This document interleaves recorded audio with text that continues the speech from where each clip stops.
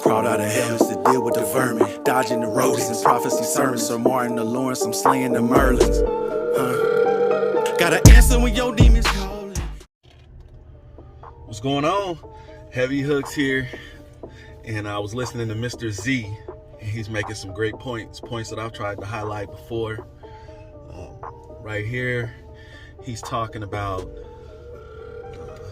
American people's views on fixing our political and economic state. Listen to what he says. Now you understand why I said the commodification?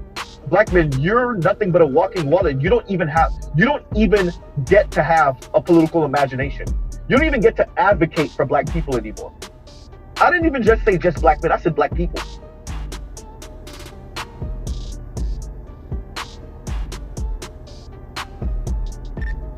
These particular people are so capitalist, so neoliberal, they really bought into the idea that, no, we can't advocate politically, we got to get our money right first.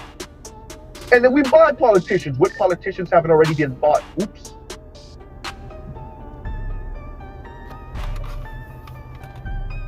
Y'all not about cultivating black politics and the young people, so that's out the window.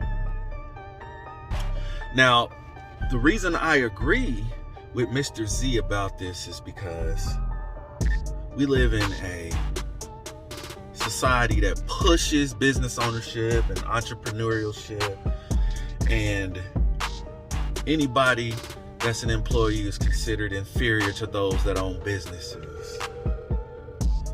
So then it's easy in a society that pushes business ownership and entrepreneurship to accept the idea that if you want to fix something in America, you must get your money right first. But I just want to point out, historically, this has never been the case. If you look at the definitions of imperialism and colonialism, you will see it says nothing about saving up money, owning businesses, and running them until you have enough capital to buy land and other machinery. It says nothing about that.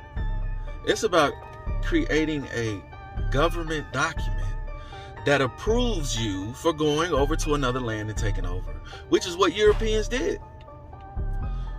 They said it was legal for their government to go to another land and take over that land. Look it up. It's imperialism, colonialism. So the idea that Europeans saved up their money and then purchased fairly the land of North America, or that Spain went to South America with a pot of gold and bought up South America, or that Europeans went over to Canada and made a fair purchase with the money they saved is ridiculous. And like Mr. Z said, if your idea is that black people have to save up enough money to buy politicians, if that is the correct way, then like he said, tell us which politicians have not already been purchased at a price we cannot afford. Because if black people have less money collectively than other people, that means other people have the capital to pay more for politicians. Doesn't that make sense to you guys? So you really think we can outspend people? We're going to outspend our way to freedom? No, that's not how it has happened historically. People use political strategy and political might to get what they want, and that's what we're going to have to do.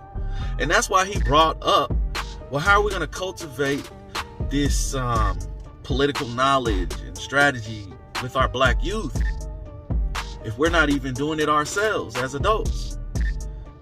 Because that's needed. If we don't have the youth on the same page as the adults and the elders, then what are we actually saying and doing?